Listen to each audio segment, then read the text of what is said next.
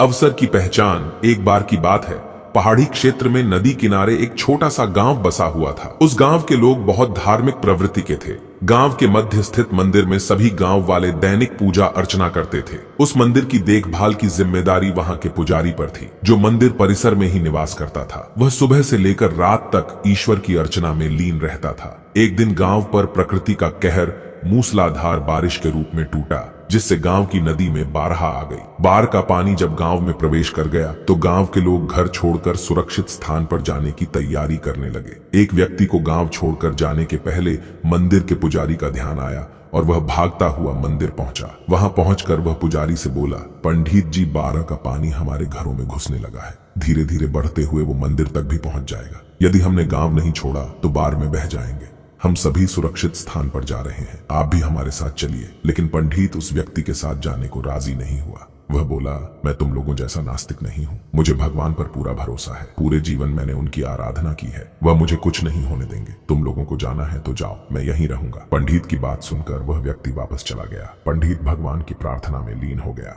कुछ ही देर में बारह का पानी मंदिर तक पहुंच गया। बढ़ते बढ़ते वह पंडित के कमरे तक पहुंच गया। ठीक उसी समय एक आदमी नाव लेकर वहां आया और पंडित से बोला, पंडित जी, मुझे गांव के एक आदमी ने बताया कि आप अब भी यहीं हैं। मैं आपको लेने आया हूं, चलिए नाव पर बैठिए। पंडित ने वही बात नाव वाले व्यक्ति से भी कही जो उसने पहले व्यक्ति से कही थी और जाने से इनकार कर दिया। नाव लेकर आया व्यक्ति चला गया। कुछ देर में पानी मंदिर के छत तक पहुंच गया।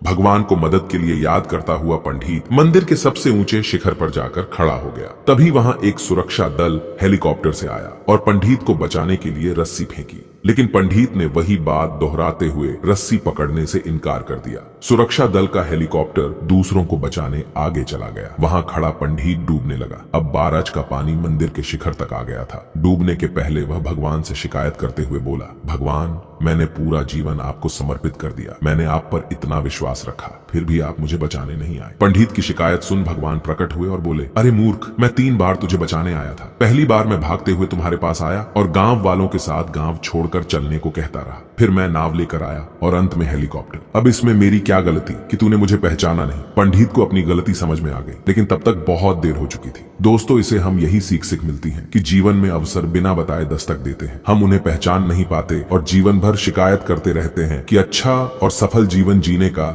हमें अवसर ही प्राप्त नहीं हुआ। इसलिए अवसर किसी भी रूप में सामने आए, उसे अपने हाथ से ना जाने दें। ऐसे ही इंफॉर्मेटिव वीडियो के लिए चैनल को सब्सक्राइब जरूर करें।